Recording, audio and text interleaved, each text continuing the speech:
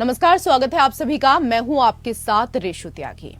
एक गाना है, लागा चुनरी में दाग छुपाऊं कैसे, लेकिन सियासत में दाग छिपाने की जरूरत नहीं।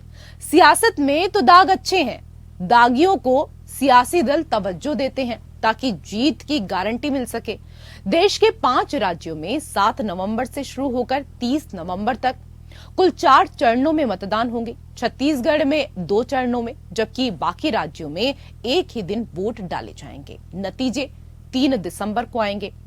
अब इन 5 राज्यों में होने वाले विधानसभा चुनाव से पहले चिंता वाली बात यह है कि इस चुनाव के लिए सभी दलों ने बड़ी संख्या में दागी उम्मीदवारों पर दांव लगाया है। साफ है कि इनमें से कई चुनाव जीतकर विधानसभा में बैठेंगे।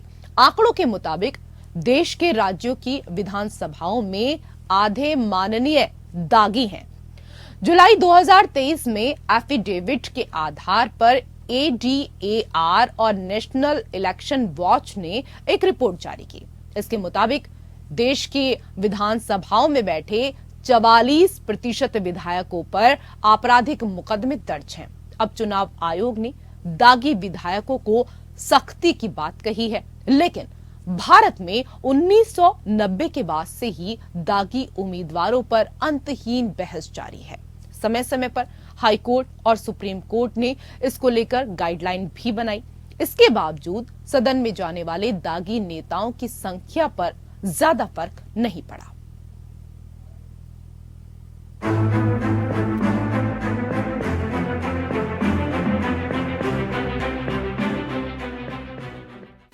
हर दाग बुरा नहीं होता। सियासत में कुछ दाग अच्छे भी होते हैं। सियासत में मायने ये नहीं रखता कि प्रत्याशी का चरित्र कैसा है, मायने ये रखता है कि उसमें चुनाव जीतने की कुव्वत कितनी है। चाहे जीत बाहुबल से मिले या किसी और तरीके से, विधायक या सांसद बनना चाहिए, सरकार बननी चाहिए। लेकिन अब चुनाव आयोग के सियासी दाग पर पैनी नजर है। राजस्थान, मध्य प्रदेश समेत 5 राज्यों में विधानसभा चुनाव की घोषणा करते हुए चुनाव आयोग ने दागी उम्मीदवारों को लेकर भी राजनीतिक पार्टियों को हिदायत दी है। आयोग ने कहा कि दागी उम्मीदवारों को क्यों टिकट दिया, इसे सभी दल को बताना होगा। नहीं बताने पर कानून सम्मत कार्रवाई करने की बात भी आयोग ने कही। मुख्य चुनाव आयुक्त राजीव कुमार ने बताया कि किसी उम्मीदवार का अगर आपराधिक बैकग्राउंड है तो उसे 3 बार लोगों को बताना होगा। इसके अलावा पार्टी की आधिकारिक वेबसाइट और टीवी मीडिया में भी दागी उम्मीदवारों के बारे में राजनीतिक दलों को जानकारी शेयर करनी पड़ेगी। मुख्य चुनाव आयुक्त राजीव कुमार ने कहा कि ये नियम तो पहले से ही है, लेकिन अब हम इसे सख्ती से लागू कराने की कोशिश कर रहे हैं। 5 राज्यों में होने वाले विधानसभा चुनाव से पहले चिंता वाली बात ये है कि राज्य की विधानसभाओं में आधे माननीय दागी हैं।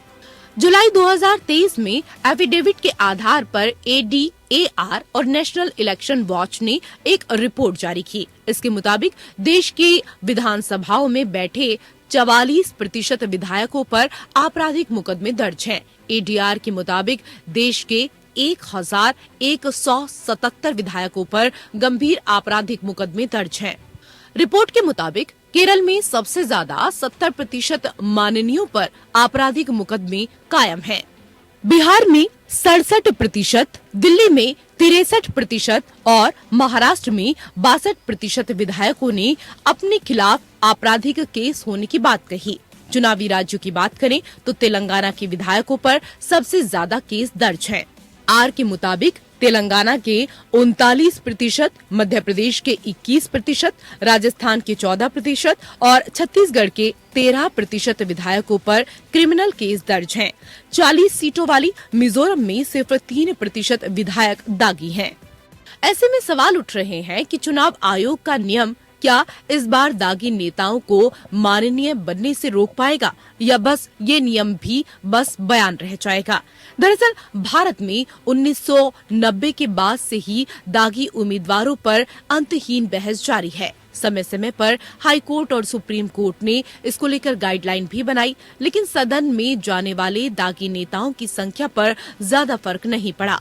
साल 2000 में दागी नेताओं को लेकर दिल्ली हाईकोर्ट ने फैसला सुनाया था। एडीआर की याचिका पर हाईकोर्ट ने कहा था कि सभी दलों को अपने प्रत्याशियों के आपराधिक मामलों की जानकारी देनी होगी। सुप्रीम कोर्ट ने भी फैसला बरकरार रखा। इसके बाद चुनाव आयोग ने नामांकन पत्र में एक अलग से शपथ पत्र का प्रावधान किया। 2013 में सुप्रीम कोर्ट ने 2 साल से अधिक की सजा पाने वाले माननीय की सदस्यता रद्द करने का फैसला सुनाया। कोर्ट ने साथ ही कहा कि 2 साल या उससे अधिक की सजा पाने वाले नेता 6 साल तक चुनाव भी नहीं लड़ पाएंगे। 2020 के एक फैसले में सुप्रीम कोर्ट ने कहा कि राजनीतिक दलों को अब ये बताना होगा कि उसने दागी नेताओं को टिकट क्यों दिया। कोर्ट ने राजनीतिक दलों से कहा कि दागी नेताओं की पूरी जानकारी विज्ञापन के जरिए लोगों को दी जानी चाहिए। हाल ही में एक मामले की सुनवाई के दौरान एमिकस क्यूरी विजय हांसारिया ने हाल ही में सुप्रीम कोर्ट को एक रिपोर्ट सौंपी है, जिसमें उन्होंने कहा कि 2 साल से अधिक की सजा पाने वाले नेताओं को चुनाव लड़ने से आजीवन रोक दिया जाए। अभी अगर कोई नेता 5 साल की सजा पाता है तो उन्हें 11 साल तक ही चुनाव लड़ने से रोका जा सकता है। किसी भी उम्मीदवार के चुनाव लड़ने को लेकर जनप्रतिनिधित्व अधिनियम 1951 में विस्तार से बताया गया है। वर्तमान में किसी भी अंडर ट्रायल आरोपी के चुनाव लड़ने पर रोक नहीं है। सुप्रीम कोर्ट का जो सबसे ताजा आदेश है उसमें सिर्फ उम्मीदवारों को अपने आपराधिक मामलों की जानकारी देकर चुनाव लड़ने देने की बात कही गई है। यानी कोई भी ऐसा उम्मीदवार जो 2 साल से कम ही सजा पाया हो या जिसका मामला अंडर ट्रायल हो वो चुनाव लड़ सकता है। दागी नेताओं को सदन जाने से रोकने के लिए चुनाव आयोग ने कई साल पहले राजनीतिक दलों को 3 प्रस्ताव दिए थे। हालांकि राजनीतिक पार्टियां इसे मानने के लिए बाध्य नहीं थी। चुनाव आयोग की सिफारिश के मुताबिक अगर किसी नेता पर 1 साल से ज्यादा वक्त से मुकदमे दर्ज हों तो उन्हें टिकट नहीं दिया जाए। जिन नेताओं पर गंभीर धाराओं में मुकदमे दर्ज हों उन्हें टिकट देने से परहेज करें। जिन नेताओं की चार्जशीट निचली अदालत में पेश की गई हो और कोर्ट ने उसे स्वीकार कर लिया है उन्हें टिकट न दिया जाए। लेकिन तमाम सिफारिशें धूल फांक रही हैं। तमाम आदेशों को दागी नेता ठेंगा दिखा रहे हैं और सियासत में दाग मेडल की तरह चमक रहे हैं। Bureau report APN। हाँ, तो सियासत में कहा जाता है कि दाग अच्छे हैं और सियासत में इन दागों को भी मेडल की तरह लिया जाता है और इसी को लेकर करेंगे हम चर्चा। कई खास मेहमान हमारे साथ पैनल में जुड़ चुके हैं। सबसे पहले उनका परिचय आपके साथ करा देते हैं। हमारे साथ सुप्रीम कोर्ट के अधिवक्ता संजय बंसल जी जुड़ चुके हैं। सर, बहुत स्वागत आपका। हमारे साथ डॉक्टर मोहम्मद अमीन, आप पूर्व ज्वाइंट डायरेक्टर EC हैं। बहुत स्वागत आपका भी सर। हमारे साथ बीजेपी के प्रवक्ता महेश वर्मा जुड़ चुके हैं और इसके साथ ही कांग्रेस के प्रवक्ता विजय कौशिक जी भी डिबेट में हमारे साथ मौजूद हैं। आप दोनों का भी बहुत बहुत स्वागत। पहला सवाल डॉक्टर मोहम्मद अमीन मेरा आपसे ही है। सर, चुनावी आयोग ने दागियों पर सख्ती की बात कही। दागियों को क्यों टिकट दिया सभी दलों को बताना होगा। दागी उम्मीदवारों के बारे में दलों को जानकारी देनी होगी। वेबसाइट और टीवी मीडिया में भी जानकारी देनी होगी। सर, क्या चुनावों में काम आएगी चुनाव आयोग की ये सख्ती?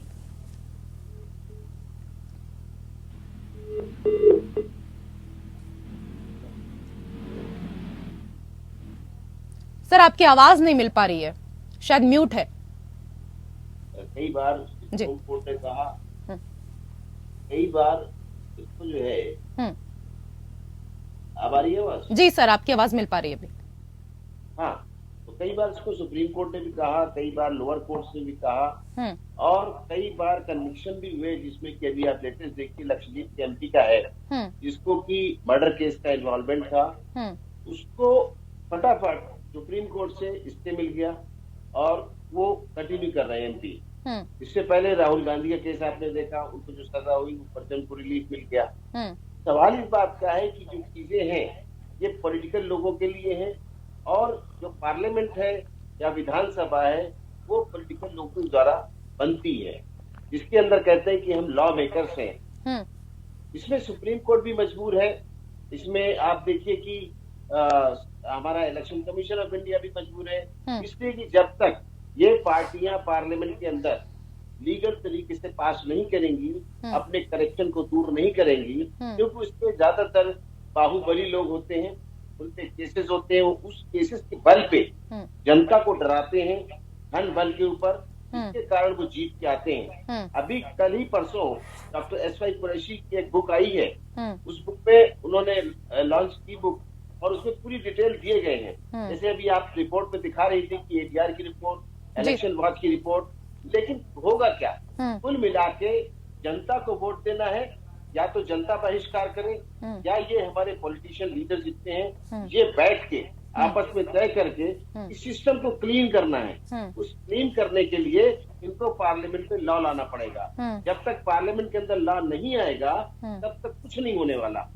और ये हर बार ये कह देते हैं कि हमारा क्या मसला है, हमारा छोटी कोर्ट में हुआ है, लोअर कोर्ट में।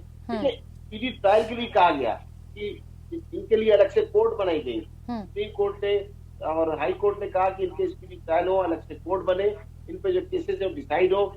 अभी भी देखिए, इस बार भी यही कहा गया कि पहले से भी कानून था और अभी भी सख्ती से लागू होगा कि 3 बार 22 इनको इलेक्शन के दौरान 3 बार कैंडिडेट को अपना बताना होगा कि क्यों वो लड़ रहा है, उस पर कितने केसेस है, क्या केसेस है, क्या एक्ट लगा हुआ उनके ऊपर। इसी तरीके से इनकी पार्टी को बताना होगा कि क्या मजबूरी है कि इस क्रिमिनल को हम जनता के बीच लेके आए हैं, इसके ऊपर इतने केसेस हैं, क्या है कारण। जब तक कि ये चीजें सही नहीं होंगी, अभी आप बता रही थी 667 यानी 677 कैंडिडेट असेंबली के हैं, इनमें 44% जो है इन पे दाग है। अब किस तरह के दाग है, क्या है, आप इसमें तो उनको डिक्लेरेशन ही दे सकते हैं, इलेक्शन कमीशन देख सकता है, उनको समझा सकता है, बता सकता है। जब मॉडल कोड ऑफ कंडक्ट होता है तो उस वक्त बताया जाता है, पार्टियां जब आती है मिलने के लिए इलेक्शन कमीशन में, उनके लीडर्स आते हैं तो उनके सामने बात रखी जाती है कमीशन के द्वारा। लेकिन कौन करेगा इसकी पहल? बिल्ली के घंटे में कौन सा चूहा जो है, क्या चूहा है बिल्ली घंटी बांधेगा, ये देखने वाला हो। बिल्कुल सही आप कह रहे हैं कि कौन करेगा इसकी पहल, ये सबसे बड़ी बात यहाँ पर ये है, क्योंकि राजनीतिक पार्टियां आपस में विवाद तो बहुत करती हैं, एक दूसरे के ऊपर आरोप लगाती हैं, कोई अच्छा काम करे तो उसमें क्रेडिट लेने की जो होड़ है वो भी बहुत ज्यादा मच जाती है। लेकिन ऐसे जो बाहुबली हैं उनको बिल्कुल बाहुबलियों को टिकट क्यों दिया जाता है, क्या आप लोगों की ऐसी मजबूरी है? मैं इसको लेकर दोनों से बात करूंगी, महेश वर्मा जी आपसे भी और विजय कौशिक जी आपसे भी। लेकिन संजय बंसल जी, सुप्रीम कोर्ट और हाई कोर्ट दागियों को लेकर कई बार फैसले दे चुका है, लेकिन उसके बाद भी सर दागियों की संख्या लगातार बढ़ती जा रही है, इसके पीछे क्या कारण मानते हैं आप?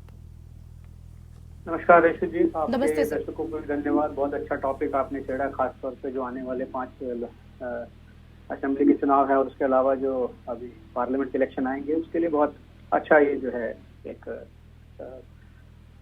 प्रिकर्सर रहेगा।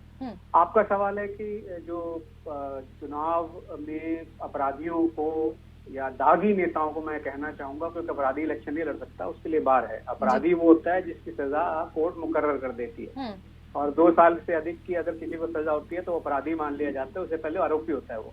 आरोपियों के चुनाव लड़ने पे कोई प्रतिबंध नहीं है, अपराधियों के चुनाव लड़ने पे हमारे कानून में ऑलरेडी प्रतिबंध है। 2 साल से ज्यादा, 2 साल या 2 साल से अधिक की अगर किसी को सजा मिलती है, अपराधी होता है वो चुनाव नहीं लड़ सकता। सेक्शन 8 जो है रिप्रेजेंटेटिव पीपल एक्ट का बहुत क्लियर है इसमें, तो पहले तो ये समझना बहुत जरूरी है। और ये देश का संविधान हमारा कहता है कि जब तक आरोपी की सजा कोर्ट, डेजिग्नेटेड कोर्ट, जो अप्रोप्रिएट कोर्ट है, वो सुना ना दे, वो अपराधी नहीं माना जाता जी। अब इशू आता है कि ये किस तरीके से सुप्रीम कोर्ट और हाई कोर्ट जो है इसको कंडक्ट कर सकते हैं, क्या सुप्रीम कोर्ट हाई कोर्ट ने किया है। सुप्रीम कोर्ट, हाई कोर्ट और जो दूसरी अदालतें हैं वो जो है कानून के मुताबिक ही चलती हैं। अगर कानून इस किस्म का है कि उसमें जो है इस किस्म की गुंजाइश है कि कोई भी आपराधिक प्रवृत्ति वाला आदमी जिसके ऊपर बहुत सारे आरोप हैं और एक भी आरोप अभी तक सिद्ध नहीं हुआ है, सालों साल जो है अपराध जो है आप साबित नहीं हो पाते, तो उसको फायदा मिलता है। लेकिन इसमें ज्यादा बड़ा सवाल ये, और इसमें जो है जैसे अभी अमीन साहब ने भी बताया कि और मैं भी इसको अफर्म कर सकता हूँ कि 2018, 1999, 2000 से लेके उसके बाद से अलग अलग अदालतों ने बहुत सारे फैसले दिए इस संबंध में, किस तरीके से प्रोसेस को ठीक किया जा सकता है। और इसी प्रोसेस में एंड में 2020 में जो सुप्रीम कोर्ट ने लास्ट में आके ये कहा कि आपको जब आप टिकट, क्योंकि वो टिकट देने पर किसी की रोक लग नहीं सकती, हर किसी को कानून में चुनाव लड़ने का अधिकार है जब तक कि अपराधी से चुनाव दायर वो बार ना हो जाए सेक्शन 8 में। तो अगर कोई चुनाव लड़ सकता है और पार्टी उसको चुनाव लड़वाना चाहती है तो अदालत उसमें कुछ नहीं कर सकती। तो उसका जो एक तरीका निकाला गया वो ये निकाला गया कि कम से कम जनता को तो सूचित किया जाए कि व्यक्ति के विरुद्ध इतने सारे अपराध हैं, इतनी सारी धाराओं के अपराध हैं और इतने गंभीर या इतने हल्के अपराध हैं। क्योंकि ये भी एक बात थी कि किसी के खिलाफ हल्के अपराध होते हैं, छोटे मोटे अपराध हैं, किसी के खिलाफ बहुत भारी और बड़े गंभीर अपराध है। बिल्कुल सही कह रहे हैं सर आप, अदालत नहीं कर सकती लेकिन पार्टियां तो कर सकती हैं। पार्टियों को ये जरूर बताना चाहिए कि इस व्यक्ति को हम टिकट दे रहे हैं और इनके ऊपर ये मामले फिलहाल चल रहे हैं। महेश वर्मा जी, राजनीतिक दलों को दागी इतने प्यारे क्यों हैं? मेरा दोनों से ही सवाल है, पहले आपकी प्रतिक्रिया लेना चाहूंगी और उसके बाद विजय कौशिक जी से। नहीं, देखिए, राजनीतिक रूप से जो एक सूचिता होनी चाहिए वो प्रयास जो है इस देश में लगातार सुप्रीम कोर्ट भी कर रहा है। लगातार जो चुनाव आयोग के माध्यम से जो चीजें सुधार के लिए कदम उठाना चाहिए वो भी हो रहा है। लेकिन सवाल ये है कि उसका सक्सेस रेट कितना है और उसका कारण क्या है।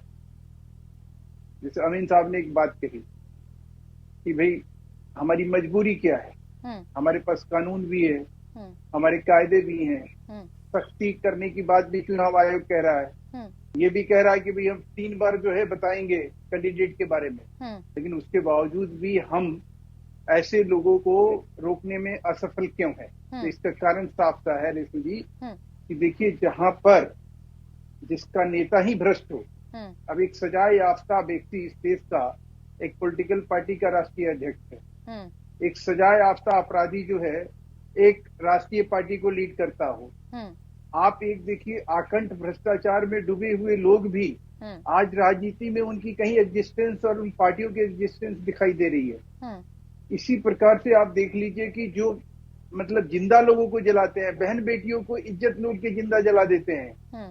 आप ये देख लीजिए पश्चिम बंगाल में सारे कुकृत्य और सारे कुकर्म होते हैं और वहां जो राजनीतिक रूप से जिस तरह का संरक्षण मिलता है अपराधी को, वो इस देश में छुपा नहीं है। वो डाटा भी कहीं सामने रख के हम बात करें तो भी समझ में आता है कि हमारी पॉलिटिकल जो पार्टियां हैं वो किस तरह से अपराध को संरक्षण देने में अपनी राजनीतिक जीत समझती है। आखिर में आपको जीत कैसे मिलती है? सिर्फ विधायक बाहुबली चुनने से नहीं होगा, आप अपने कार्यकर्ता भी एक अपराधी सरीखे चुनते हैं जो कम से कम बूथ को कैप्चर करे, वो एक अपराध और एक दहशत पैदा करे। ठीक है, ये तो सभी पार्टियों की बात कर रहे हैं ना महेश जी, ये तो सभी पार्टियों के ऊपर लागू होता है। विजय कौशिक जी, सभी पार्टी नहीं है। आप हमारे तरफ, अगर हमारे तरफ आप कहें, आज की डेट में जब बुलेट और बैलेट की बात जब चलती थी, आप याद करिए इस देश में एक नारा था कि बुलेट और बैलेट से इस देश में राजनीतिक भविष्य तय होता है। भारतीय जनता पार्टी बेबस और मायूस होकर कुछ लोगों को अपनाने पे मजबूर हुई। बाद में हमने उनको पार्टी से किसी बाहर का रास्ता दिखाया। हमारे यहाँ अमूमन यही कोशिश होती है कि हम उस चीज को, उस रास्ते को चुने। हमारा प्रखर नेतृत्व, शिखर नेतृत्व ऐसा नहीं है जो आप कह सकते हैं कि सिखों का कातिल लोग मंत्री भी बने, सांसद भी बने, क्या नहीं बने इस देश में जो अपराधी थे। आज देखिए गाली देने वाला इस देश का वो लीडर बना हुआ घूम रहा है, कह रहा है कि नफरत की जो है हटाओ और मोहब्बत बसाओ। ऐसे जुमलेबाज, और दूसरी तरफ कोर्ट, हाई कोर्ट और तमाम जगह जो है उस व्यक्ति के बारे में जिस तरह से कमेंट्स आते हैं और उसके बावजूद भी हम कहते हैं कि नहीं, राजनीति में जो है अपराधी जो है वो नहीं होंगे या वो कमतर हो जाएंगे। तो कैसे होंगे जब तक कि एक अवेयरनेस नहीं आएगी। अगर आप उंगलियां उठाते हैं महेश वर्मा जी, इस तरह की अगर आप बात कर रहे हैं, क्योंकि तमाम चीजें इस दौरान हमने देखी कि किस तरीके से अभी आप शायद भूले भी नहीं होंगे बिधूड़ी जी ने कैसे शब्दों का इस्तेमाल किया था, और भी बहुत सारी चीजें यहाँ पर ऐसी हैं क्योंकि, लेकिन हम उस तरफ नहीं जाना चाहते। हम चाहते हैं कि जब डिबेट होती है, मैं दोनों चीजों को बात कर रही हूँ, अपराध को लेकर भी बात कर रही हूँ, मैं भाषा को लेकर भी बात कर रही हूँ, मैं हर चीज को लेकर आज डिबेट में आप लोगों से बात करूंगी। लेकिन मैं चाहती हूँ कि सर जब हम लोग यहाँ पर बैठे तो कोई लड़ाई झगड़ा नहीं होना चाहिए, बल्कि चीजों का निष्कर्ष निकलना चाहिए। और मैं आज हर विषय पर आप लोगों से बात करूंगी। मैं रोक रहा हूँ जी। अब इन्हीं की सुनते रहेंगे क्या? आप जानती है स्टेक होल्डर कौन है? ये झूठ और बकवास करते रहेंगे चैनल पर। ठीक है, मैंने आपको मौका दिया था विजय कौशिक जी, मैंने आपसे कहा था कि आप भी टिप्पणी दीजिए, आपकी भी प्रतिक्रिया मैं लेना चाहती थी, आपने बीच में बोला ही नहीं। अब आप बताइए। नहीं, आपने पूछा नहीं मेरे से। मैंने आपसे कहा था, मैंने विजय कौशिक जी, मैंने शुरुआत में ही आपसे कहा था कि मैं दोनों से टिप्पणी लेना चाहूंगी इस मामले में। तो आज सबसे ज्यादा दागी भारतीय जनता पार्टी की सरकार के अंदर बैठे हैं, पहली बात। लेकिन मैं इस मुद्दे पर कोई राजनीतिक बात नहीं करूंगा, क्योंकि सामाजिक मुद्दा है, सामाजिक सरोकार का मुद्दा है। तो आपको ये समझ लेना चाहिए कि देश की चाहे सुप्रीम कोर्ट हो, चाहे चुनाव आयोग हो, चाहे सरकार हो, इस देश में एक ड्रामा चल रहा है, एक नूरा कुश्ती चल रही है। इन दागी सांसद, अपराधी सांसदों को या विधायकों को या नेताओं को राजनीति से हटाने के संदर्भ में ये ठीक वैसा ही मामला है। जैसे आपने सुना हो कि भाई किसी क्षेत्र में कोई सड़क बननी है तो क्या है, वहाँ पहले सड़क बना दी जाती है, फिर सरकार कहती है अरे भाई यहाँ तो सीवर डलनी थी, फिर उस सड़क को तोड़ा जाता है, सीवर लाइन डाली जाती है, फिर कहते हैं अरे भाई सड़क बनाने के बाद दोबारा से अरे भाई पानी की लाइन भी डलनी थी, फिर तीसरी बार फिर सड़क तोड़ी जाती है, फिर पानी की लाइन डाली जाती है, चौथी बार सड़क बनाई जाती है, फिर कहते भाई अब तो ये कमी रह गई इसमें। तो ये एक विकास का जो खेल है वो कमीशन का खेल है दरअसल। इसी तरीके से जो अपराध का खेल है ये बहुत भयंकर खेल है इस देश में, जिन्हें हम बाहुबली कह रहे हैं। वो क्या है, समाज के चंद लोगों को लूटते हैं और समाज के एक बड़े वर्ग में खर्चा करते हैं चुनाव के दौरान, शराब का, पैसे का, या जो काम सरकार को करना चाहिए जैसे न्याय तो मिलने ऐसे का, लोगों को चुनता कौन है? सवाल तो वही है ना कौशिक जी, बाहुबली ठेकेदार बन जाते हैं। ऐसे लोगों को चुनता कौन है? ऐसे लोगों को चुनने का काम भी तो आप ही लोगों की पार्टियां करती हैं ना, ऐसे लोगों को टिकट भी तो आप ही की पार्टियां देती हैं। अब मेरी बात पूरी हो लेने दें, ज्यादा देर नहीं बोलूंगा इस मुद्दे पर। देखिए अब उसमें होना क्या चाहिए, पहली बात तो सुप्रीम कोर्ट ही कह दे, कोई पैमाना तय कर दे कि चुनाव आयोग सबके आपराधिक रिकॉर्ड का ब्यौरा लेगा और इस पैमाने पर जो खरे नहीं उतरेंगे उनका जो नामांकन है चुनाव का पास आऊंगे वो खारिज कर देंगे जी। ठीक है, पहली बात। तो सीधी बात है, पार्टियों के पाले में आप गेंद जाने क्यों देते हैं? क्योंकि एक तरफ तो हमारा संविधान ये कहता है कि जब तक किसी को कोर्ट दोषी न ठहरा दे तब तक वो दोषी नहीं माना जा सकता। तो सवाल ये है कि बहुत से मामलों में सरकार झूठे मुकदमे दर्ज करती है अपने विरोधियों के खिलाफ, तो उन्हें कैसे जस्टिफाई करेंगे हम? तो ये जस्टिफाई करेगा चुनाव आयोग। वो ये देखेगा कि भी मामला क्या है, कि भाई मामला केवल तू में का है या फिर हत्या के प्रयास का मामला है। तो एक पैमाना बनाया जाना चाहिए, सुप्रीम कोर्ट निर्देश दे, चुनाव आयोग वो पैमाना बनाए। और ठीक है, मैं इस पर जवाब ले लेती हूँ। ठीक है, मैं जवाब ले लेती हूँ पहले। मोहम्मद अमीन जी, जो पार्टियां समझा रही है दूसरे को, चाहे वो कांग्रेस हो चाहे बीजेपी हो, सवाल इस बात का कहने का है कि कैसे सुप्रीम कोर्ट कानून बनाए। लेकिन कानून कहाँ बनता है? कानून बनता है पार्लियामेंट के अंदर। पार्लियामेंट सुप्रीम है, वो जो बनाती कानून उसको जुडिशरी एक्ट करती है और उसके ऊपर हमारा इलेक्शन कमीशन करेगा। अभी कल की बात है कि एक डॉक्टर एस.वाई. कुरैशी हमारे पूर्व चीफ इलेक्शन कमिश्नर ने किताब लिखी है, इंडिया। मैं उनकी बात का जवाब देना चाहता हूँ। ठीक है, उनको बोलने दीजिए, बात कंप्लीट करने दीजिए। जी जी सर।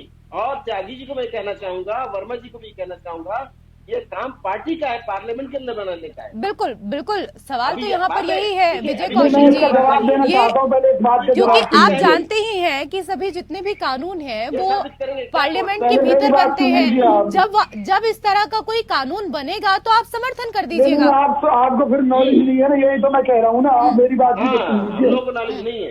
आपको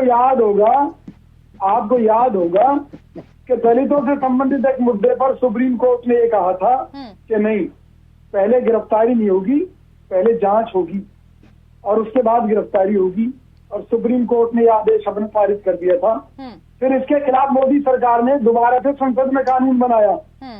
तो ऐसी बात नहीं है, मानवीय आधारों को देखते हुए सुप्रीम कोर्ट आदेश दे सकता है, और अगर मोदी सरकार को उससे प्रॉब्लम है तो मोदी सरकार कानून बना सकती है। ठीक है, मैं इसका जवाब ले लेती हूँ ना। संजय बंसल जी बैठे ही हैं, आप लोग बता ही देंगे जो चीजें आप कह रहे हैं यहाँ पर, इजाजत देता है। क्योंकि हो सकता है आपका ज्ञान ज्यादा हो, आप बहुत ज्ञानी है विजय कौशिक जी, क्योंकि हम तीनों को तो यही पता है कि जितने भी कानून है वो पार्लियामेंट के भीतर बनते हैं, सुप्रीम कोर्ट में कानून बनते हैं। ये तो आपसे अभी अभी ज्ञान प्राप्त हुआ, उसको समझ लेते हैं। चुनाव आयोग को कि भाई इस बारे में अपना एक पैमाना बनाकर लाइए और उसको लगाइए, क्या दिक्कत है? ठीक है, देश के संविधान में है। ठीक है सर। संजय बंसल जी, सर मैं इस चीज को भी समझना चाहूंगी जिस पर विजय कौशिक जी बहस कर रहे हैं। विजय कौशिक जी जिस बात पर बहस कर रहे हैं सर, उसको भी समझना चाहूंगी। और इसके साथ ही ये भी बताइए सर कि चुनाव लड़ने को लेकर अभी क्या कुछ नियम है? काफी इंटरेस्टिंग डिबेट है जी सर। सबके पॉइंट ऑफ व्यू भी बहुत इंटरेस्टिंग है। 2-3 चीजें मैं पहले अपनी आपके बात का जवाब देने से पहले कहना चाहूंगा। पहली बात यह है कि देश में जो है कानून बनाने का अधिकार पार्लियामेंट को है। सुप्रीम कोर्ट सिर्फ उस कानून की व्याख्या करता है संविधान के दायरे में। पहली बात तो मुझे ये बता दीजिए ना, वो दलित अरे बात सुन लीजिए ना विजय कौशिक जी, आराम से विजय कौशिक जी। हर चीज में चिल्लाना जरूरी होता है क्या? हर चीज में बहस करनी जरूरी होती है? कम से कम पैनल तो देख लीजिए, पैनल कैसा है। विजय कौशिक जी जब डिबेट में बैठे हैं तो कम से कम प्लीज पैनल देख लिया कीजिए। अगर सुप्रीम कोर्ट की पावर नहीं थी तो ठीक है, वो अपनी बात कंप्लीट कर रहे हैं ना, संजय जी बात कंप्लीट कर रहे हैं, उनको बोलने तो दीजिए। जो है आदेश नहीं होता, यही तो बात है ना, कानून विधि को नहीं बोलने देना। अगर आप लोग बोलने का मौका देंगे तो नहीं तो मैं भी आप ही की तरह से शोर मचा सकता हूँ, मैं भी आप सब लोगों की तरह से शोर मचा सकता हूँ। लेकिन मैं जो है आपकी बात सुनकर जवाब देने की कोशिश करो, हो सकता है मैं आप लोगों की कुछ मदद कर सकूँ। जी सर, मैं सिर्फ मेरा यही प्रयास रहेगा। पहले मैं कौशिक साहब की बात का जवाब, बहुत इंपॉर्टेंट बात कही थी, तो बात को हम हवा में नहीं उड़ा सकते। उन्होंने बहुत इंपॉर्टेंट बात कही है। उन्होंने ये कहा है कि जो SC/ST एक्ट के ऊपर जो सुप्रीम कोर्ट की जजमेंट आई थी, उसके अलावा कौशिक साहब मैं एक और बता दूं आपको, एक और जो है जजमेंट आई थी इससे पहले उन्हीं जज साहब की, सेक्शन 498A और 304B पे जो पुलिस मिसयूज करती थी जो है कानून का, और बहुत सारे लोगों को इन्वॉल्व करके केस बना देती थी, उसके ऊपर भी उस कोर्ट ने जजमेंट दिया था। उसमें डेफिनेशन दी थी कि उसकी इम्प्लीमेंटेशन में किस तरीके से पुलिस एक्ट कर सकती है, किसी को भी जाके नहीं उठा सके लाभ। इसी तरीके से SC/ST एक्ट के उनको दुरुपयोग का मामला उन्होंने समझा और कुछ उन्होंने गाइडलाइंस बनाई थी कि इस तरीके से इसका प्रोसीड करना चाहिए। लेकिन दोनों में फर्क ये है कि SC/ST एक्ट एक स्पेशल एनेक्टमेंट था जिसमें कि बहुत स्ट्रिंजेंट प्रोविजन थे उसको इम्प्लीमेंट करने की, पुलिस पावर बहुत ज्यादा थी, जिसमें कि बेल का भी प्रावधान नहीं था जी। तो वो जो जजमेंट थी वो कानून से आगे बढ़कर की गई थी और बाद में उसको जो है इसीलिए पार्लियामेंट ने करेक्ट किया। मैं आपकी बात का जवाब इतना सा देखिए, इस बात को यहाँ खत्म करना चाहूंगा। सुप्रीम कोर्ट ने कानून बनाने की कोशिश की, लेकिन सुप्रीम कोर्ट की कानून बनाने की पावर नहीं है, इसीलिए वो पार्लियामेंट ने अल्टीमेटली उसको एनल कर दिया और जो है जो यथास्थिति थी, पहले जो स्थिति थी उसको बहाल कर दिया जी। और वो जो है एक्शन को सुप्रीम कोर्ट ने अपहोल्ड कर दिया। दूसरी बात जो परिशु जी, आई एम सॉरी मैं आपके क्वेश्चन को भूल गया सर। मैं क्वेश्चन में आधे माननीय दागी हैं, दागियों को सियासी दलों में क्यों तरजीह दी जाती है, इसी को लेकर लगातार हम चर्चा कर रहे हैं और पैनल में कई खास मेहमान हमारे साथ चर्चा के लिए मौजूद हैं। संजय बंसल जी, सर सवाल मेरा आपसे ये था कि चुनाव लड़ने को लेकर अभी नियम क्या कुछ हैं? नियम जो है बड़े साफ हैं। चुनाव लड़ने पे किसी के भी कोई प्रतिबंध नहीं है। पहली बात जैसे मैंने कहा, सेक्शन 8 जो है रिपब्लिक पीपल एक्ट का वो बहुत क्लियर है। वो सिर्फ उन लोगों के चुनाव लड़ने पे प्रतिबंध लगाता है जिनको 2 वर्ष या उससे अधिक की सजा कोर्ट ने सुनाई है और जिस सजा को किसी सुपीरियर कोर्ट ने, जो बड़ी अदालत है उसने उसको स्टे, सजा को, कन्विक्शन को नहीं। क्रिमिनल केस में 2 पार्ट होते हैं, कन्विक्शन एंड सेंटेंस को नहीं, क्योंकि सजा को जिसमें जो है स्टे कर दिया हो, ऑर्डर को स्टे कर दिया हो, वो जो है चुनाव लड़ सकता है। लेकिन जिस केस में सजा कंफर्म हो जाती है उस केस में ना तो चुनाव लड़ सकते हैं, और अगर कोई सिटिंग मेंबर पार्लियामेंट है या मेंबर असेंबली है, 3 साल से अगर किसी को सजा होती है, सॉरी 2 साल से ज्यादा अगर किसी को सजा होती है तो उसकी सदस्यता चली जाती है। ये तो कानूनी पहलू है। दूसरा जो है, मैं बात जो है, एक तो वर्मा जी की बात का जवाब देना चाहूंगा। उन्होंने कुछ नाम गिनाए थे, तो मैं कुछ ऐसे लोगों के भी नाम जानता हूं जो कि मुख्यमंत्री रहते हुए जिन्होंने अपने खिलाफ केसेस खत्म कर लिए, और मेरे पास अभी एक जजमेंट है जिसमें कि कंटेम्प्ट जो है कोर्ट ने ऑर्डर पास किया, 8 पॉलिटिकल पार्टीज के खिलाफ जो है कंटेम्प्ट होल्ड किया और उनको 1-1 लाख रुपए जुर्माना किया, जिसमें कि सब पार्टियां हैं, भारतीय जनता पार्टी भी है, कांग्रेस भी है, जनता दल भी है, सीपीआई भी है, सब पार्टियां उसके अंदर। तो इसीलिए इस तमाम में सारे नंगे हैं। हर कोई अपनी पॉलिटिकल कन्वीनियंस देख के जो है टिकट देता है और विनेबिलिटी जो है उसके अंदर देखता है। जबकि अब लेटेस्ट जो सुप्रीम कोर्ट की जजमेंट, उसमें साफ साफ कहा है कि आपको बताना पड़ेगा कि आपकी क्या मजबूरी है कि आपने आपराधिक छवि वाले व्यक्ति को या जो आरोपी हैं इस किस्म के, उनको टिकट दिया है। कोई भी पॉलिटिकल पार्टी इस कानून, इस गाइडलाइन से, बेसिकली कानून तो नहीं है, तो गाइडलाइन है सुप्रीम कोर्ट की एडीआर के पिटीशन में, जैसे कि अमित साहब ने भी जिक्र किया था, तो उसका कोई पालन नहीं करता है सीरियसली, जिसकी वजह से 2021 में सुप्रीम कोर्ट ने 2022 में कंटेम्प्ट ऑर्डर करके और जो है ये फाइन सब पार्टियों के ऊपर लगाया। और इसमें सब एक जैसे हैं। इसमें बेसिकली इशू ये है कि जनता जागरूक हो अपने अधिकार, मत के अधिकार के प्रति, और जनता अपने मत के अधिकार का सदुपयोग करे, दुरुपयोग ना करे, पैसे की वजह से, क्रिमिनल जो है दमदारी की वजह से, किसी और लालच की वजह से अपने वोट का दुरुपयोग ना करे। इसका सारा दायित्व जो है वो या तो पॉलिटिकल पार्टीज के ऊपर है, सामाजिक संस्थाओं के ऊपर है, या हमारे इलेक्शन कमीशन के ऊपर है, जिनको मतदाताओं को जागरूक बनाने की जरूरत है। और इसमें बहुत बड़ा रोल बिल्कुल बिल्कुल। अब तो मतदाता जागरूक वैसे भी हो जाएंगे, क्योंकि सर कई बार पहले ये होता था ना कि अगर कोई आपराधिक छवि का व्यक्ति चुनाव लड़ भी रहा है तो जनता को पता नहीं चल पाता था कि हाँ इसके ऊपर कोई मुकदमा चल रहा है या नहीं चल रहा है। लेकिन अब तो बाकायदा टीवी में भी बताया जाएगा कि जो व्यक्ति चुनाव लड़ रहा है इसके ऊपर क्या क्या मामले हैं। डॉक्टर मोहम्मद अमीन, मध्य प्रदेश की 230, राजस्थान की 200, तेलंगाना की 117, छत्तीसगढ़ की 90 और मिजोरम की 40 सीटें शामिल हैं। विधानसभा के कुल सीटों का ये करीब 15% है। सर, देश की विधानसभाओं में अभी करीब 4100 सीटें हैं। अब ऐसे में सवाल यही है कि चुनाव आयोग का ये नियम क्या इस बार दागी नेताओं को माननीय बनने से रोक पाएगा, या फिर ये बस एक नियम बयान बनकर रह जाएगा? देखिए, मैंने पहले भी आपसे कहा कि इसके लिए सारी पार्टियां भी, जो संसद साहब कह रहे थे कि हमाम में सारी पार्टियां नहीं है, इनको पार्लियामेंट के अंदर कानून बनाना होगा और हमारे जो इलेक्शन कमीशन ऑफ इंडिया के जो दांत हैं उनको मजबूती देनी होगी। और ये सिर्फ बातें बनाने के अलावा पार्टियां कोई काम नहीं करती। देखिए, कैसे चौड़े होकर बोल रहे थे हमारे त्यागी जी भी, हमारे ये कौशिक जी भी कांग्रेस के, इस तरीके से कह रहे थे कि जैसे बीजेपी की गलती है, और बीजेपी वाले कहते हैं नहीं कांग्रेस की गलती है, और वो एक दूसरे पे आरोप प्रत्यारोप लगाते रहते हैं। मेरा सिर्फ ये कहना है कि अगर देश के अंदर सिस्टम में सुधार लाना है तो जो टाइम टू टाइम हमारे कोर्ट ने ऑर्डर दिए, अभी बंसल साहब ने मेंशन किया सारी बातों को, इन लोगों को सारी बातें लाके, सारी पार्टियों को जो अच्छे लोग कहते हैं कि हम अच्छे हैं, हम दूध के धुले हैं, साफ सुथरे हैं, उन सबको बैठ के सेंट्रल हॉल में, नहीं और नहीं जगह है इनके पास, सेंट्रल हॉल में बैठ के चाय पिए और वहाँ बैठ के बातें करें आपस में, और एक लॉ मिनिस्ट्री एक प्रपोजल तैयार करे और तैयार करके उसको पार्लियामेंट में पेश करा दे। अभी इनको कोई चाहिए होता है नियम में संशोधन। अभी आप देखिए दिल्ली एक्ट का क्या किया, ये दिल्ली एक्ट का अगर किया गया था सुप्रीम कोर्ट ने तो उसको फटाफट जो है तो इन्होंने पार्लियामेंट पास कर लागू करने की कोशिश। इस तरह से कुछ आदेश हैं, जिन आदेशों में सबसे ज्यादा जरूरी है सबसे पहले पॉलिटिकल सिस्टम को साफ सुथरा करना, जिसमें कि अच्छे पढ़े लिखे लोग आ जाएं और कानून बने, पार्लियामेंट लगे कि हमारी पार्लियामेंट है।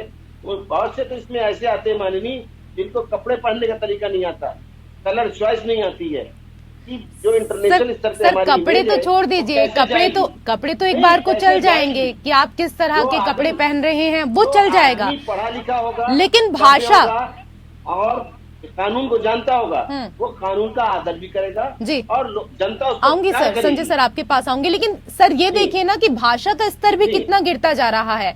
पढ़े लिखे लोग आएंगे, भाषा का स्तर नहीं, हर चीज गिर चुकी है। आप देखिए सन 80 के बाद से मैं पार्लियामेंट देख रहा हूँ जी, पार्लियामेंट में आना जाना भी रहा है मेरा। पार्लियामेंट में आप देखिए कि पहले याद होगा कि एरिया के बहुत बड़े लॉयर होते थे, उनको लाया जाता था। बहुत बड़े चेयरमैन होते थे, उनको लाया जाता था। बहुत बड़े जमींदार होते थे, डॉक्टर होते थे, अलग अलग फील्ड के पढ़े लिखे लोग समाज के आते थे। आज आप देखिए कितना कंट्रोल कर पाएंगे, कितने वोट आप जीत पाएंगे बदमाशी से। उस बदमाश को लाया जाता है और लाके उसको माननीय बना दिया जाता है। जिसको कल तक पुलिस पीछे घूम रही थी, उसको भागा करता था पुलिस की वर्दी कलर देख के, अब वो पुलिस उसको सलूट मारेगी तो देश कैसे चलेगा?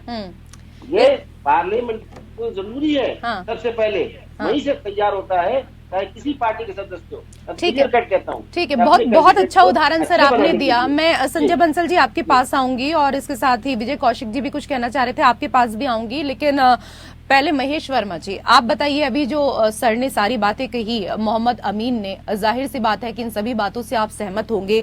सर एक लाइन में ये बता दीजिए कि सिस्टम में सुधार के लिए आप ये कदम उठाएंगे या नहीं उठाएंगे?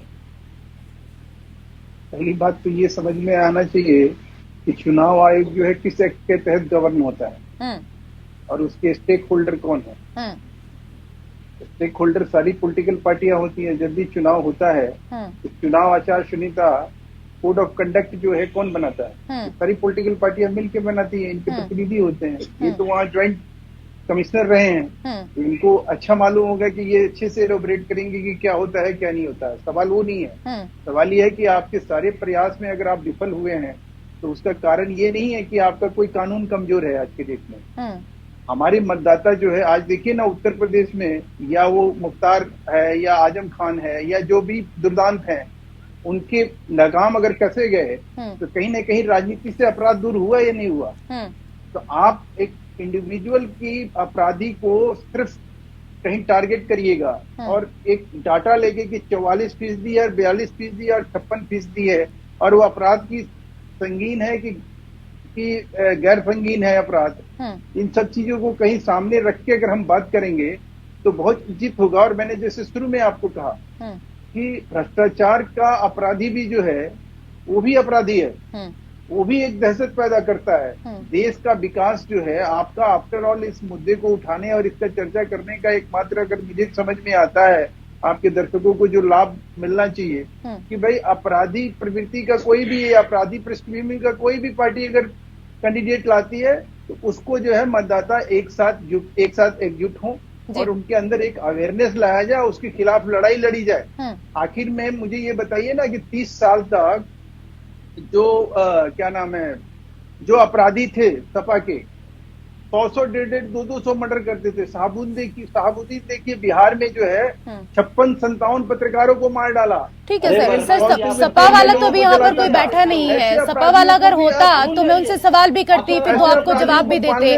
मैं वहां पर नहीं जाना चाहूंगी क्योंकि सपा की तरफ से अभी कोई बैठा नहीं है, वो भी आपको जवाब देते अगर बैठे होते। बात नहीं कर रहा हूँ, मैं कह रहा हूँ आज मुद्दा जो है आपका, जिससे दर्शकों के आपके लाभ हो और मतदाताओं के बीच में एक जागरूकता है, उसके लिए जरूरी है कि आप वो काम करिए जिसके लिए सरकार भी, भारतीय जनता पार्टी की सरकार जो है जहां भी है वो अपराधियों के खिलाफ कमर कस के लड़ रही है। हम तो इनको मिट्टी में मिला देने की बात करते हैं। अगर हम कह रहे हैं तो हमारी जिम्मेवारी सबसे पहले बनती है कि हम इस पे लगाम कसें। तो जिम्मेदारी कैसे बनती है? वही तो कह रहे हैं ना कि इसके लिए कानून तो लेकर आइए ना। मुझे बताइए ना, आप आईना दिखाइए ना कि हाँ ये देखिए ये कैंडिडेट है जो अपराधी प्रवृत्ति का, जिसको आपने टिकट दे दिया, हम आपको बताएंगे। लेकिन सवाल यह है कि उन लोगों के लिए क्या करिएगा जो आज सजा याफ्ता अपराधी हैं लेकिन घूम रहे हैं पूरे देश में, प्रचार कर रहे हैं और ये कह रहे हैं कि हम मोहब्बत का पैगाम देने निकले हैं। क्या कहिएगा जिनके साथ गठबंधन होता है, जेल में बैठे हुए हैं लोग आज 4-5 अपराधी जिनको सुप्रीम कोर्ट और हाई कोर्ट तक ठीक है विजय नहीं मिल रहा है, विजय क्या कहिएगा? ठीक है, मैं जरा विजय कौशिक जी से जवाब ले लेती हूँ। जिनको ये अपराधी कह रहे हैं तो उनको मोदी सरकार द्वारा सुरक्षा क्यों उपलब्ध कराई गई है? पहली बात। दूसरी बात, वो देश के सांसद क्यों हैं? वो विपक्ष की पार्टी के मुख्य नेता क्यों हैं? अरे भाई, मानहानि के केस को हत्या के केस से कंपेयर करेंगे क्या? और मानहानि भी किसकी? उन्होंने कहा कि भी सभी चोरों का सरनेम मोदी क्यों है जो देश का पैसा लेकर भाग गए? क्या गलत सवाल किया था राहुल गांधी ने? दूसरी बात, हम केवल एक बात कहना चाहते हैं, ऑन रिकॉर्ड आज भी भाजपा सरकार में दागी लोगों की संख्या ज्यादा है, आप आंकड़े चेक कर सकते हैं। हमें उससे कोई ऐतराज नहीं है। बहुत नाम बताओ। दर्ज कराए जाते हैं सरकारों द्वारा, मुद्दा वो नहीं है। मुद्दा आज देश को बचाने का है, देश की सुचिता का है कि किस तरह से समाज में फैली हुई गंदगी, जैसा कि अभी इलेक्शन कमीशन के पूर्व अधिकारी ने कहा कि जब देश की पहली संसद बनी थी उसमें जो सांसद आए थे उसमें मैक्सिमम लोग, कोई वकील था, कोई डॉक्टर था, पढ़े लिखे समाज के, लेकिन उस समय चुनाव में क्या खर्चा आता था। आज चुनाव में क्या खर्चा हो रहा है, करोड़ों करोड़ों रुपए चुनाव में खर्च हो रहे हैं, चाहे विधानसभा का हो चाहे लोकसभा का हो। मैं ये कह रहा हूँ कि ठीक है, आप ये कहते हैं कि भाई कानून बनाना संसद का काम है, लेकिन इसको लेकर तो पहली कानून बना हुआ है कि एक जो है सांसद पद का उम्मीदवार, विधानसभा पद का प्रत्याशी इतनी रकम से ज्यादा खर्च नहीं कर सकता। तो उन मामलों में कितने लोगों को पकड़ रहा है इलेक्शन कमीशन, कितने लोग गिरफ्तार हो रहे हैं, जिला प्रशासन क्या कार्रवाई करता है। तो एक नौटंकी देश भर में चल रही है, उसके लिए आप किसी को भी दोषी ठहरा सकते हैं। कोई इस समस्या का जड़ से समाधान नहीं करना चाहता, चाहे वो इलेक्शन कमीशन हो चाहे वो सुप्रीम कोर्ट हो। वरना सुप्रीम कोर्ट पूछे भाई ये कुछ ऐसे मुद्दे हैं जिसमें मान लीजिए हलफनामा देता है कोई भी कैंडिडेट, और उसमें अगर वो बात छुपाता है तो उनके वो चुनाव को रद्द किया जाता है। अगर वो जीत भी जाए तो उसकी सदस्यता रद्द हो जाती है। तो उन हलफनामों की जांच का क्या पैमाना है, इलेक्शन कमीशन ने किसके हलफनामे की जांच कराई, इसने जो लिखाई यही सच है या कुछ और सच है। जिस दिन ये काउंटर जानकारी, काउंटर इंक्वायरी इलेक्शन कमीशन द्वारा कराई जाने लगी, आप देखिएगा आधे से ज्यादा दागी तो अपने आप बोरियों बिस्तर बांध कर बच जाएंगे। सवाल ये कानून बनाते रहिए, अगर इम्प्लीमेंट ही नहीं होंगे। अगर आपको याद हो तो इलेक्शन कमीशन के एक पहले उसके हेड हुए थे, उनका क्या पूरे देश भर में टेरर था। उनके उस समय पता चला कि वाकई चुनाव, टीएन सेशन की बात कर रहा हूँ जी मैं, कि भाई लोग ये कहने लगे हाँ जी टीएन सेशन भी कोई चीज है, चुनाव आयोग भी कोई चीज है। उससे पहले तो लोग मानते ही नहीं थे कोई चुनाव आयोग है। तो बात यह है कि कानून बनते रहे, जिम्मेदारी निभाई न जाए, दोषी लेकिन आप भी तो अपनी टोपी दूसरों के सर पर पहना रहे हैं ना विजय कौशिक जी। कहीं ना कहीं जिम्मेदारियां तो आप लोगों की भी बनती हैं। मध्य प्रदेश में 2013 में 407 उम्मीदवार चुनावी मैदान में थे, जो 2018 में बढ़कर एक सेकंड सर आऊंगी आपके पास, 2018 में बढ़कर 759 हो गए। 2013 के मुकाबले ये करीब 2 गुना ज्यादा हैं। 2013 में कांग्रेस के 91, बीजेपी के 61 और बीएसपी और इसके अलावा और भी बहुत सारे जो उम्मीदवार हैं वो मैदान में थे। 2018 में इस संख्या में और भी ज्यादा बढ़ोतरी हो गई। 2018 में कांग्रेस ने 108, बीजेपी ने 65 और बीएसपी ने 37 आपराधिक छवि वाले नेताओं को टिकट दिया। तो ये संख्या लगातार आप लोगों की तरफ से भी तो बढ़ती जा रही है ना, उस पर भी तो थोड़ा सा फोकस करिए। छोटी सी चीज कहना चाहता हूँ, इस देश के ऊपर मैं एक व्यंग्य कर रहा हूँ कि आप एक किराएदार रखते हैं तो भाई क्या मकान मालिक को किराएदार की वेरिफिकेशन कराने का अधिकार है? नहीं है। उसके लिए व्यवस्था ये है कि अगर आप किराएदार रखते हैं तो उसकी वेरिफिकेशन पुलिस करेगी, आप पुलिस में एक फॉर्म भर कर देंगे। तो ऐसी चुनाव आयोग की जिम्मेवारी बनती है कि वो इन प्रत्याशियों के हलफनामों की जांच करे, काउंटर जांच करे, और जो लोग ठीक नहीं है उनको बाहर करें। ठीक है, पार्टियों का ये काम नहीं है। ठीक है, पुलिस वेरिफिकेशन बाद में करेगी ना, लेकिन पहले तो आप बताएंगे ना कि हमारे यहाँ पर ये किराएदार रहने के लिए आया है। संजय बंसल जी कुछ कहना चाह रहे हैं। किसी को अपना प्रत्याशी बनाते हैं तो उसकी जानकारी देते हैं, ये प्रत्याशी हमारा, फिर सरकार या चुनाव आयोग उसके हलफनामे की जांच करे। ठीक है सर, ठीक है संजय बंसल जी इस पर जवाब देना चाह रहे हैं। परेशानी की बात सबसे बड़ी ये है कि कोई भी जो है पार्टी इस बात को ना तो एक्सेप्ट करने को तैयार है, ना ही इसका कोई समाधान निकालने को तैयार है कि उनके यहाँ आपराधिक छवि वाले नेताओं का वर्चस्व जो है वो पार्टी में दबदबा बढ़ता जा रहा है। उनको भी जो है सीटें जीतने के लिए उनके ऊपर जो है जो है डिपेंड करना पड़ता है, चाहे पैसे के लिए करना पड़ता हो, चाहे सीट को जीतने के लिए करना पड़ता हो, वोट गार्नर करने के लिए करना पड़ता हो। अभी बहुत सारी फिगर जो है वर्मा जी दे रहे थे और कौशिक साहब भी बहुत देर से बात कर रहे हैं। एक छोटा सा फिगर मैं भी देना चाहूंगा। मेरे पास एडीआर की 2020 की रिपोर्ट है, जिसमें कि उत्तर प्रदेश विधानसभा जो पिछली बार चुनी गई थी, उसमें 37% जो है, जो विधायक चुन के आए थे बीजेपी के, वो आपराधिक छवि वाले थे। ये एडीआर की रिपोर्ट है, ऑन रिकॉर्ड है। मैं कोई अपनी तरफ से कुछ नहीं कह रहा, ये रिपोर्ट जो मेरे सामने उसके हिसाब से मैं कह रहा हूँ। तो ऐसा नहीं है कि बीजेपी पार्टी में कोई अपराधी नहीं है। बाकी उन्होंने जो है समाजवादी का और कांग्रेस का और बाकी पार्टी को तो गिनवा दिया। भारतीय जनता पार्टी का मैं आपको बता रहा हूँ 37% एडीआर ने बोला है कि आपराधिक छवि। बिल्कुल सर, आप यूपी की बात कर रहे हैं, राजस्थान की भी रिपोर्ट है, राजस्थान के भी आंकड़े हमारे पास हैं। राजस्थान में भी दागी नेताओं की संख्या में बढ़ोतरी देखी गई है। 2018 में राजस्थान में सर 320 उम्मीदवारों पर आपराधिक मुकदमे कायम थे। 2013 के अगर यहाँ पर बात करें तो 224 की संख्या से ये काफी ज्यादा था। राजस्थान में कांग्रेस ने 2018 में 43 दागी उम्मीदवार उतारे थे। तो ये पूरी लिस्ट है और ये संख्या लगातार बढ़ती जा रही है सर। देखिए, जब तक वही है रेशु जी, जब तक पॉलिटिकल पार्टी डिसीजन नहीं लेंगी कि वो जो है किसी भी आपराधिक छवि वाले व्यक्ति को चुनाव नहीं लड़वाएंगी, या दूसरी बात जैसे महेश जी ने भी सजेस्ट किया था कि जनता को भी जागरूक होना चाहिए।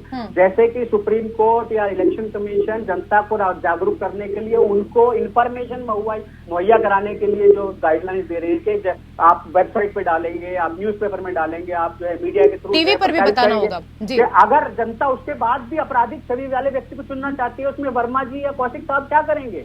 उसमें अमीन साहब कौन सा जो है इलेक्शन कमीशन कौन सा जो है रोक लगा सकता है, या सुप्रीम कोर्ट जो है कौन सा कानून बना के किसी को रोक सकती है?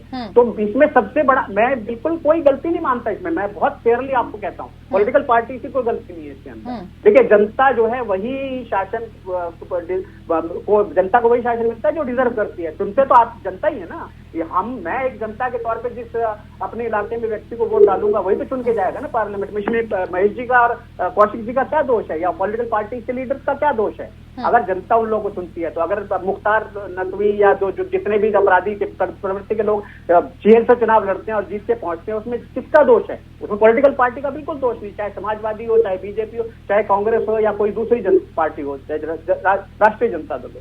दोष उन लोगों का है, उस कॉन्स्टिट्यूएंसी से जो चुन के भेजते हैं हमको, बिल्कुल 100%। इसमें कोई भी, हम कोई गोली दाव नहीं है कि हम जो है इसमें कोई अपराधी नहीं है, जनता अपराधी है। इसके अंदर जनता को ही सही निर्णय लेकर, बिल्कुल ठीक है, मैं आपकी बात से सहमत हूँ कि जनता को जागरूक होना होगा। आखिरी प्रतिक्रिया महेश वर्मा जी आपसे लेना चाहूंगी मैं इस पर।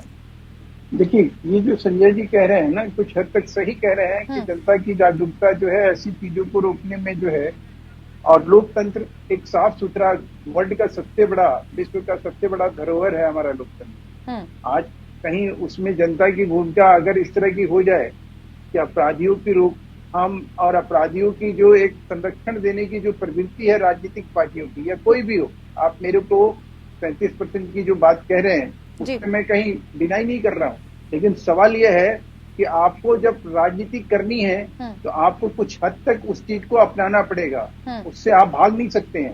लेकिन मैं फिर कह रहा हूं कि हमारी एक मौलिक जिम्मेवारी बनती है, अगर हम कहीं अतीक को कहीं गलत ठहराते हैं, हम कहीं मुख्तार को गलत ठहराते हैं, आजम को गलत ठहराते हैं, तो हमारी जिम्मेवारी, नैतिक जिम्मेवारी हमारी बनती है कि ऐसे लोगों से हम दूरी बना के रखें। बिल्कुल, चलिए ये आपने पॉइंट की बात कही कि ऐसे लोगों से हमें दूरी बनाकर रखनी चाहिए। बहुत बहुत शुक्रिया आप सभी मेहमानों का हमारे साथ इस खास चर्चा में जुड़ने के लिए। तो विधानसभाओं में आधे माननीय दागी हैं। जुलाई 2023 में एफिडेविट के आधार पर ADAR और नेशनल इलेक्शन वॉच ने एक रिपोर्ट जारी की। इसके मुताबिक देश की विधानसभाओं में बैठे 44% विधायकों पर आपराधिक मुकदमे दर्ज हैं। ADR के मुताबिक देश के 1177 विधायकों पर गंभीर आपराधिक मुकदमे दर्ज हैं। और ऐसे में अब 5 राज्यों में चुनाव होने हैं। जनता को खुद ही जागरूक होना होगा। फिलहाल लोकतंत्र में मेरे साथ इतना ही। नमस्कार।